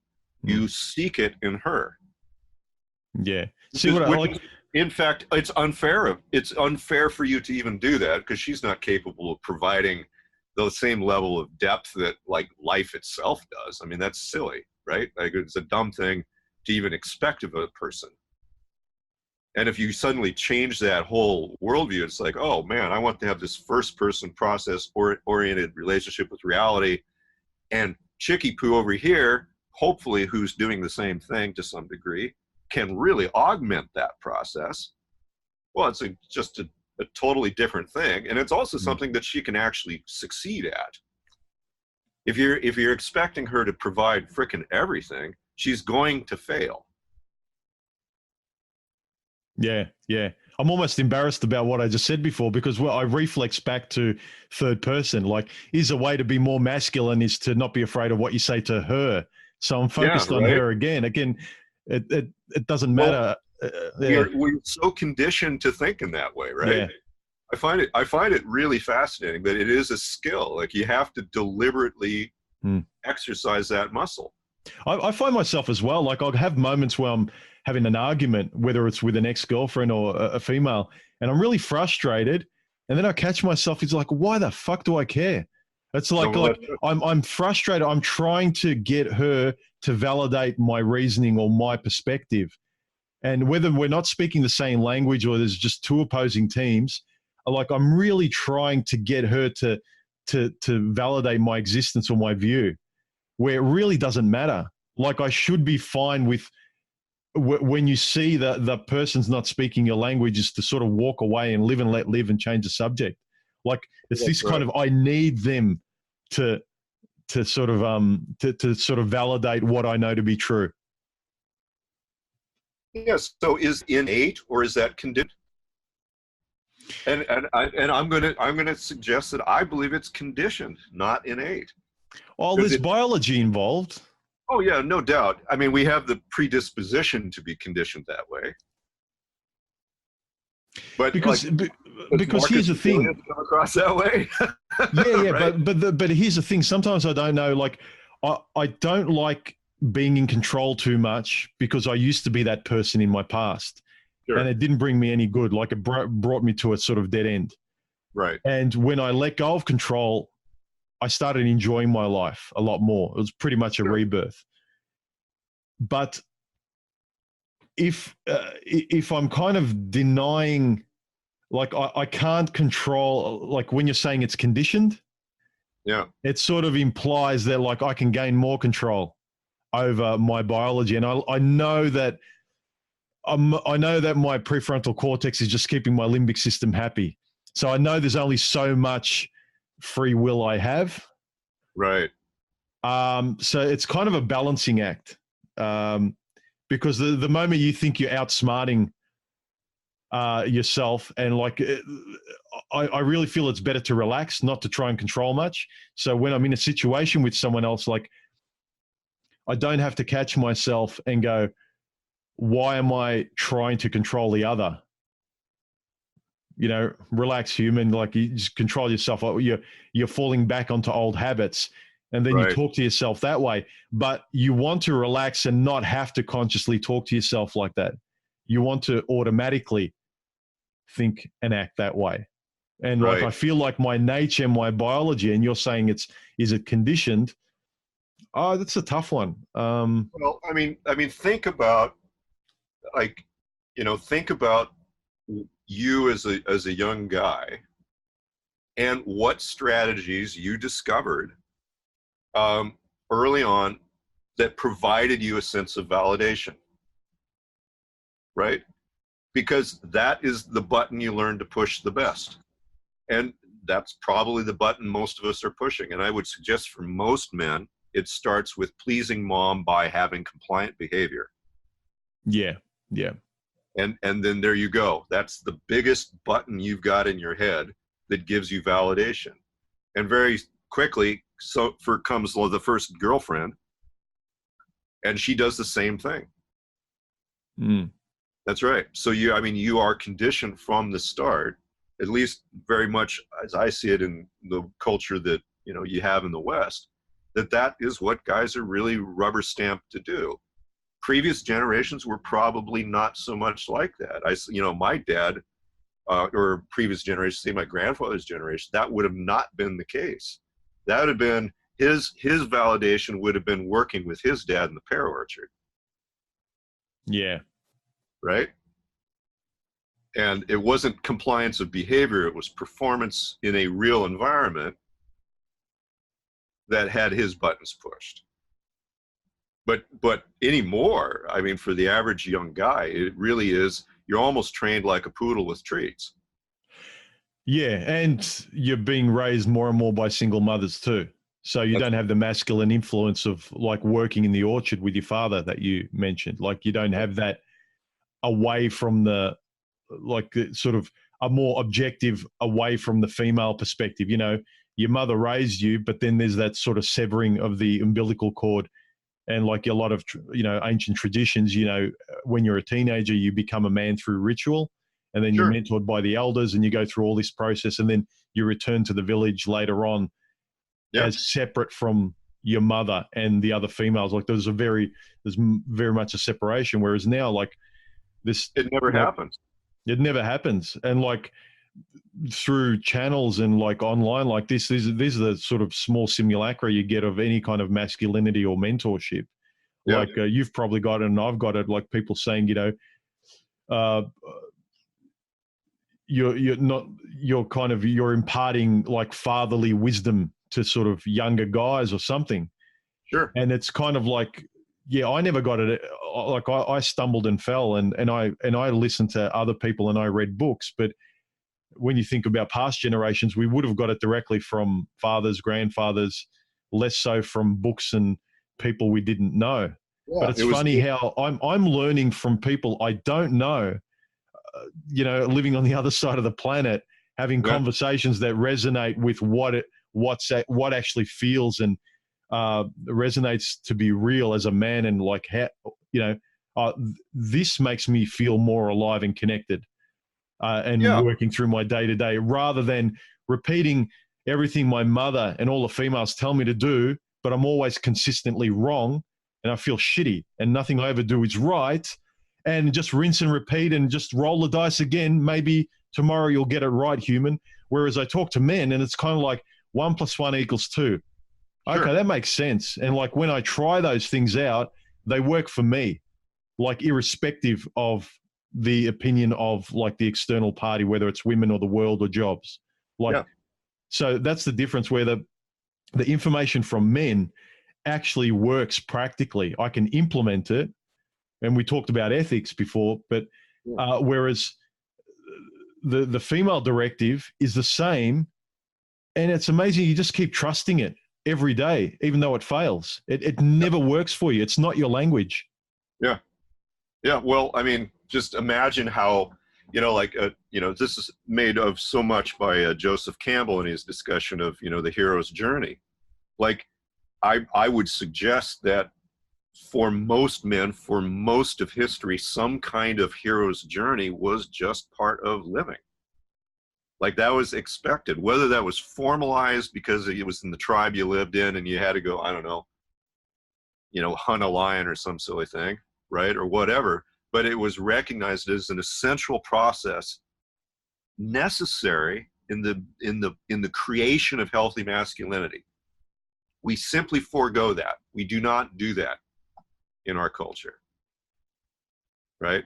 And in a lot of ways, what you kind of start to discover precisely is the process that the hero must overcome is in a lot of ways severing the need for validation from mother or female other. It is making that in many ways what the process that is key in the hero's journey is that gaining of the right to have a first-person relationship and validation from life itself rather than mom. Yeah. Right? You finally see yourself as a separate entity. That's right. Without sort of, am I a man, mum? Without asking that question. Right. Do you love me? Yeah. Will you marry me? Yeah. Right. There's very little of that when you look at sort of those historical stories. It was all about. It was all like all of those lessons were about self-actualization and enlightenment. All of them. Absolutely. They were about the individual. They had very little to do with relationships or like validation from Pumpkin. Yeah, that's right. I mean, about the smallest you got was at the end. She would be not the prize, but that would be the happy ending. Like you'd finish the whole. If you look at it as a movie, you look at all these classical movies. The hero would go through all this stuff, and at the end, that would be the bow tied up at the end. But that wasn't the entire lesson and movie. Like she was the credits at the end, where everything just ended happily. but the 99% of everything that preceded it was the meat of the story that spoke to a man, the journey, the slaying of the dragon, the whatever the metaphor was. Yeah, I mean, look at like the Odysseus myth is a good example of that. Like the entire Odysseus journey is predicated on the notion of his love for his wife Penelope, who he hasn't seen in 12 years, and he's trying to get home to her, and he's having all these adventures along the line, right? Very self-validating stuff, but that's his goal. I mean, it's pretty tough to come up with a archetypal example of masculinity that's more robust than Odysseus. Right? Like he's not worried about that shit. You know, so like, I mean, it was just so inherent in the soup of being male or man that it's just like taken for granted. And I think it's a gigantic mistake for guys today to dismiss that. Yeah. Gigantic. But there's also the problem, like these lessons, sometimes I think because life's changed so much, how not just incompatible they are, but how are you able to integrate them as well today? Because you look at, you describe Odysseus, hasn't seen his wife for 12 years, but he's killing himself to get back to her. Yeah. And most women their first reaction is, oh, where are those men now? Yeah. And like my next thing is, well, this environment is like, that man hasn't got those women to love anymore. No, you're like, so how, like sometimes I think how much of those lessons, what was in those heroes' journeys, there's less and less of them now that we're able to sort of pick information out of that we can find applicable to our lives.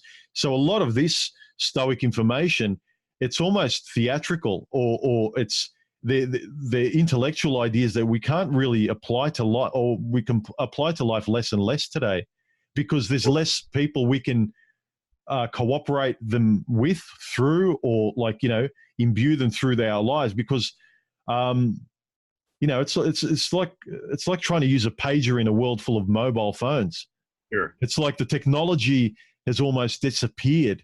You know, you wish like it works better for men, that technology, like the hero's journey, those stories and those lessons, they resonate with us, but how do we integrate them into life? And sometimes I think with the guys who are stuck online, repeating hypergamy, male mother need, you know, classic stories, masculinity, maleness, all this stuff that speaks to us.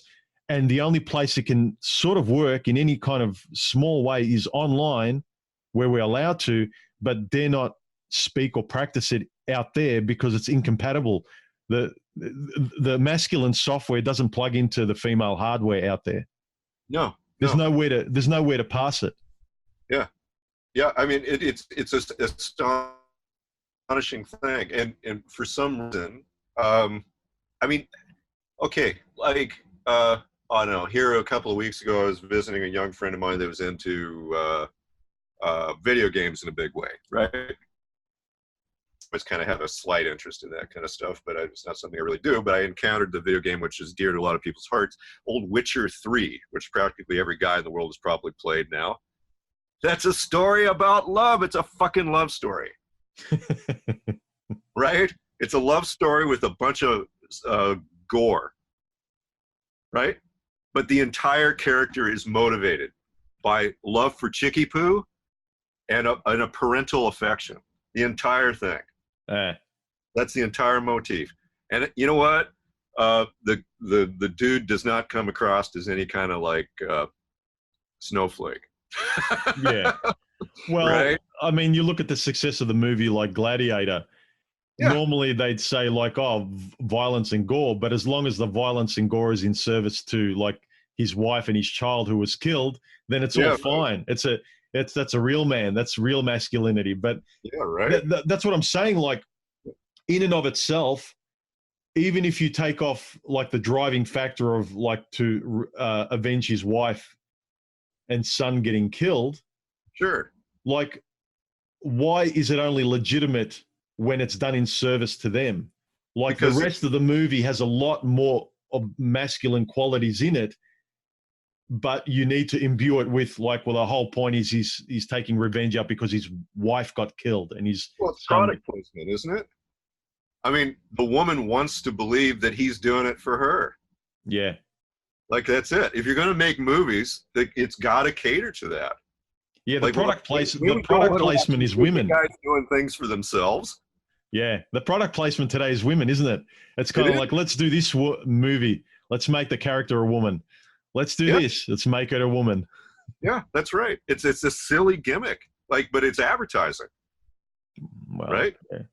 Yeah. I mean, we got to be careful of, if we're going to aspire to healthy masculinity, not get caught up in the marketing. For me, getting involved in sailing was somehow unconsciously understood as a necessary thing to start walking that path of hero's journey. I mean, I didn't see it really that way so much in the beginning. It's just something cool to do. But as you go along, that becomes much more overt and conscious, that there's a deliberate method to this stuff. That and in a lot of ways, it comes down to, in essence, getting to the point where you have the confidence to receive your meaning and validation from life itself, rather than a mother figure or somebody else. Yeah. In a lot of ways, that becomes it. And if you don't deliberately seek that, right, there's a lot of ways of doing it. You won't do it. You have to literally just physically go out and do it. And it won't happen unless you make the effort. And it won't be quick. It goes little by little. It's hard to describe to people who haven't sort of, who kind of don't get an inkling of what it means, even if they're, if you want to call it their own red pill or awakening moment, where they're in the before moment, before they've got the courage to sort of take a step forward to living more authentically and sort of living the kind of life they want, even if they don't have that map.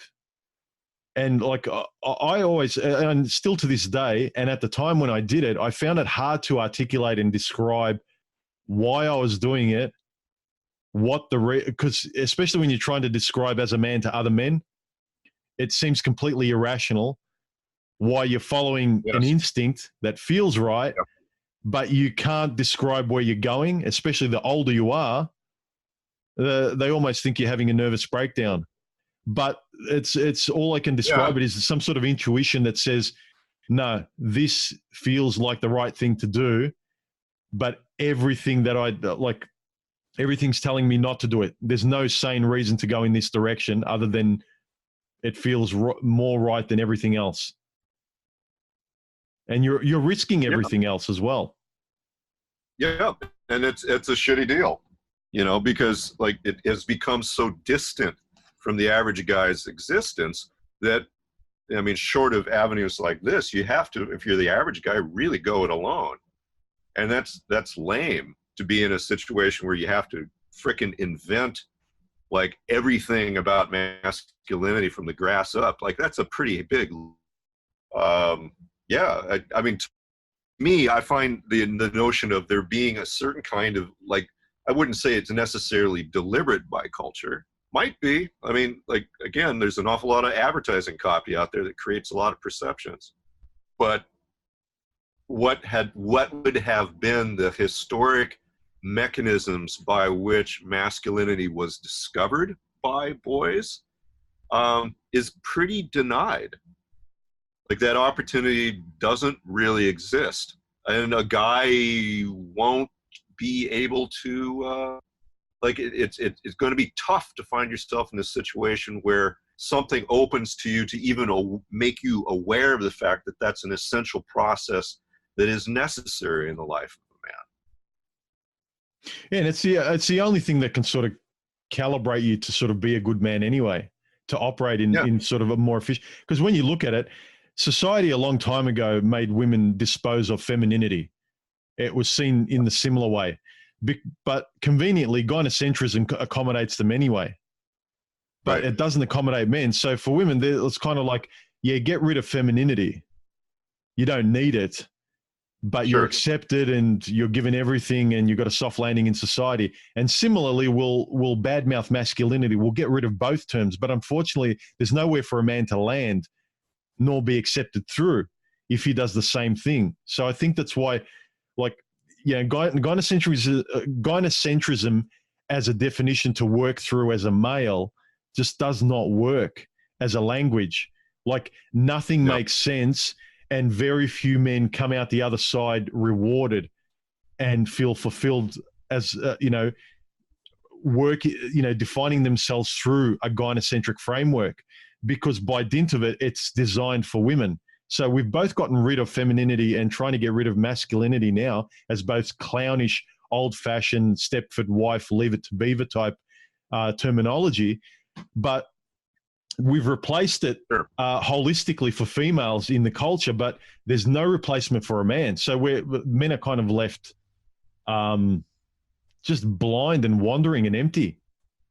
So and if you're not curious, like intellectually curious, like you and I, to eke out some sort of individual definition, even if there's no holistic sort of masculine definition, like I'll kind of define my own masculinity, and I'll take a bit from history and I'll try and sort of Frankenstein what masculinity means to me.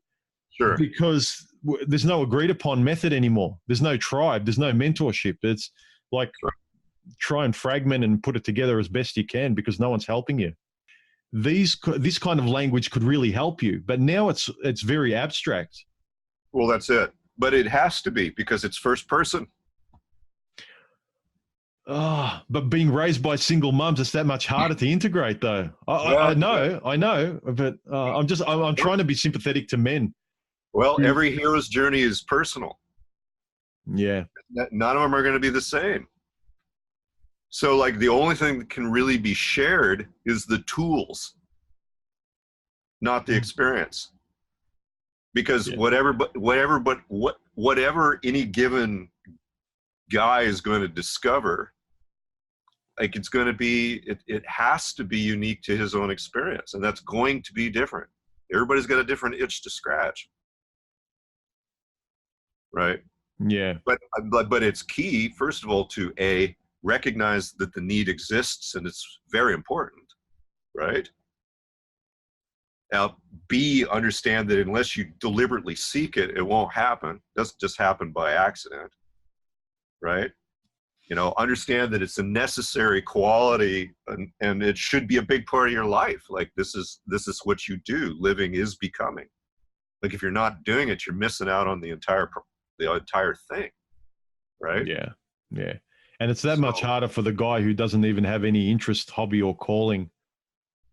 Well, he's not going to be very heroic. Yeah, if there's no journey that he wants to go on. No. Yeah. But I mean, that's definitely the case in the literature too, right? Like, if you read the Odyssey or the Iliad or that, there's an awful lot of guys that are just cannon fodder, right? And they end up out there on the battlefield being a footnote. Yeah. Right. Yeah. If you want this stuff, you got to make the choice. Yeah. There's no two ways about it. But I mean, the thing is, obviously, I would say any guy that's spending any time sniffing around on the internet has the itch to scratch. Like, he's here because he has the itch. Yeah. Yeah. Right. So, like, that's key. It's like, okay, there's only one way to make it happen historically, or at least only one way that's historically really shown by men to function. And that is, that deliberate quest, and that's the term, to find that first person relationship with life. Right. Yeah. Yeah. And you'll know it's first person when it's first person. And you keep trying until it becomes that. Right. Yeah. Yeah. And while that hunger from validation for other remains dominant, you're not there. Yeah. Yeah. Look, even I can admit to myself, like, some days, there is, like, and it's not always even a longing for a person. It's a longing for something. Sure. And then other days I'm completely full. Yeah, right. So it's inexplicable, but you know. Yeah. Like let's reflect for a moment about popular culture. Let's think if we can come up with anybody that exemplifies this particular life-affirming male process. Can you think of a character in popular culture or a person or something that's not from the historic narrative, but today, that exemplifies this? Today, that exemplifies what? First-person masculinity. First person, yeah. Oh, it's only like the like really high-ranking movie stars that they try and portray to us. Yeah. Politicians, and that's about it. Movie stars and politicians. Yeah, and they're not particularly good examples, in fact. No, we like slinging mud at them. We don't respect them at all. Yeah, yeah. Like so it's nobody you'd invite home for dinner. No. So like, I mean, the average person learns by emulation. I mean, the average person's not necessarily a creator of content. If there's nothing to emulate, well, I mean, what can really be expected? Yeah. So like, I mean, it's a tough situation for guys, right? But on the other hand, you know, like, what kind of product would it move? Like, let's say that you had some kind of mass movement of guys actually deliberately going out, going their honest to God, going their own way, making a real effort to have a first-person relationship with reality that was authentic and based in an inherent love for life, and that they found validation pure in their own existence. Like, what are you going to sell those guys? Oh, yeah. I mean, like, seriously, right? Jack shit. Jack shit. Like, those are guys that are going to fall completely out of the consumer economy entirely. You know, they might buy surf wax. That would be about it, right? I remember talking to a guy a few years ago similarly about this, when I was talking to him about, like, we were on a similar topic about consumerism, and like, you know, life's a lot better when you sort of you minimize your life, and you cut out the cancer, you live more minimalistically, you focus on the things you love, and you get rid of like a lot of the accumulated stuff that you think you can't get rid of. And I kind of started to describe how simple my life was. And then he sort of looked at me and said, well, human, everyone was like you. The whole system would screech to a halt. Yeah, right. And I go, yeah, you're right, actually. Yeah, right. Which is, I mean, like, and I've always said, like, the female paintbrush or the marketing is kind of chaotic, because you can make money from it. Things break, you need to buy something new every day, whereas the masculine mind is more efficient. It's like, you give me a car that works perfectly, that's a car I have for the rest of my life. If you give me a woman that works perfectly, that's a woman I have for the rest of my life. But if I have to keep recycling every product, and that's actually supposed to be the way I'm supposed to do it, because anything that lasts is either, like, everything's sold to you in a feminine way. It needs to be recycled. It cannot last. You can't make money from the masculine way of thinking, because the masculine way of thinking is efficiency. Like, you fix it once. If it's not broken, you don't refix it. Yep. And you're never gonna go out and buy a new hammer because there's a new fall fashion. Like, I need this lavender hammer. Right? Yeah. Like, he just wouldn't ever do it. And the funny thing is, like, they have one damn tool and it's forever. And the thing is, we covet our old, solid, unbreakable, rusty old hammer that's lasted us forever. Like, we won't throw away like old fucking ripped t-shirts that are still functional. No, I'm the same way. Like there's zero money to be made from my ass. Like, I buy shit for my sailboat, but I mean, but it's a tool that facilitates the lifestyle. And I wouldn't go buy it just because. And also the notion of change for change's sake. Yeah. I kind of never, I really don't get it. Like, I've experienced it mostly with sort of females. It's like, oh, it's time for a change. Or, human, why don't you move? Like I like where I've lived here for a long time. Yeah. And I don't feel compelled to move. And it's like, oh, you've been there for a long time. Why don't you move? It's like, why? They're so addicted to change and transience and like, upgrade. Yeah. Externalities, right? But at the same time, they want security a lot more than I do. Yeah, It's right. the real, they're fighting two opposing. But on the other hand, you can see that as a very bad thing for women too. Like, I mean, they're exploited by that. Like, it's one thing to be male and be more or less ignored by marketing, but it's perhaps better to be ignored than exploited. Like, product placement is smack dab in the middle. There's no Oprah for guys. Right? Oprah for guys would be, more. What would you call it? It'd be more. It wouldn't exist. Like, there's no way to do it. No, you couldn't. I can't think of it. Isn't that funny? Yeah. No, you can't make money off us. No. You can't make the kind of money today that you can make off women, off men. No.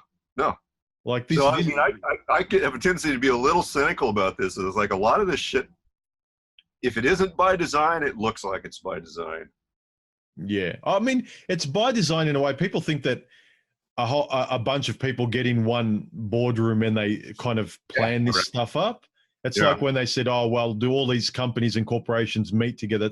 No, it's a language that works. Like if I see a certain way of, like, if I see a certain type of guy with a certain type of car and he acts a certain way and talks a certain way and he gets all the women, I don't need to meet with him.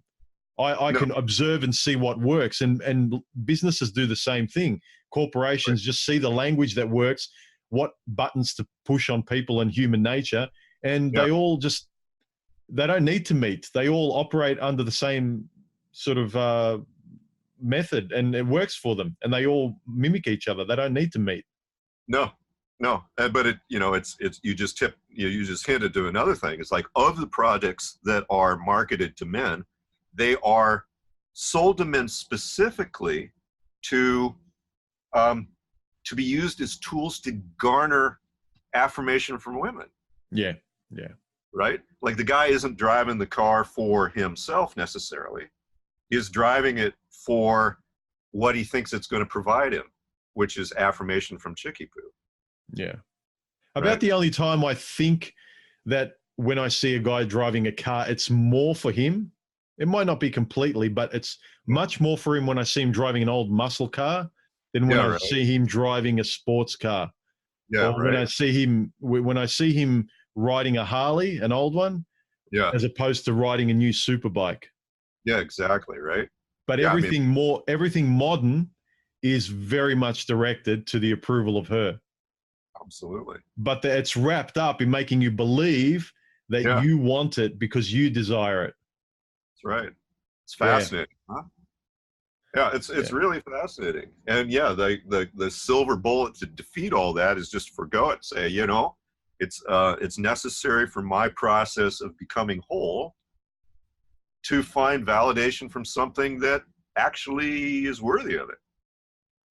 Yeah, I think I had that instinct from an early age, and I can't remember if I've mentioned this to you before, but my sister always jokes that when I went out with women when I was young, I really had a hang up for, I wanted them to like me for me and not for, at that time I was driving my dad's car. Yeah, right. But I wouldn't take his family car, which was a nice sedan. I would on purpose take his old beaten up pickup truck. It was all rusted and broken. And I went on purpose and went on first dates with that because I wanted them to disregard my car and like me for me. And my sister used to joke and say, "Stop doing that. Like you're making such a big issue. It's like an albatross." Yeah, right. Where it's a thing around my neck. But I always had that instinct where I wanted the individual mattered. Like I don't want that sort of superfluous shit to matter, because if you show up in a sports car, everyone can say like, "Oh yeah, I don't care about money." But in the back of their mind, they're comforted by the fact of the security of the sports car. It's like you talk to most people, and almost 10 out of 10 in a meaningful conversation will tell you money's not important, family, love, and people are important, and your children. But then you ask them how they live their lives. They work in jobs where they don't see their children. They don't have good relationships. All they do is work for money. And they don't actually, so people will say the right thing because they know it's socially acceptable and they know what's right, but they don't live it. So at a very early age, I sort of, I wanted that realness, that I wanted to find an individual and I wanted an individual to see me. And alas, I'm sort of approaching 50 and I'm still like, not so much with women, but like with myself, like you talk about the relationship in terms of living your life as honestly as possible. But as life goes on, when you start letting the validation of females just drift away, it's sort of training yourself to really appreciate and sort of be validated through the things you find important in your own life. Sure. So that's the hard thing that you haven't done for your whole life. No, that's right. You think you did, but it was always through the conduit of females and mothers' approval and what will others think. And well, and to a large degree, if you were to aspire to want to have a constructive relationship with Chicky Poo, until you've gotten over that, you can't. Like until you've gotten to the point where you're actually, self-validated, like you will have expectations from her, even if she's the nicest girl in the world, that she's not going to be able to make. And that's going to create resentment, and that will be poisonous at some point. Yep. Right? All right. That's just the bitch of it, right? So like it shouldn't be surprising that it goes to shit. Yeah. Right? I mean, in a lot of ways, like. Thanks for Quasimandias for taking the time to chat. A link to his channel below. I highly recommend it. He has some very thought-provoking approaches to those of us who are more introspective. Let's share this knowledge around, guys. Cheers. Feel free to link and share my videos around, and don't forget to subscribe, like, and comment. If you want to say thanks, there are donation options below this content. I really appreciate it. Cheers.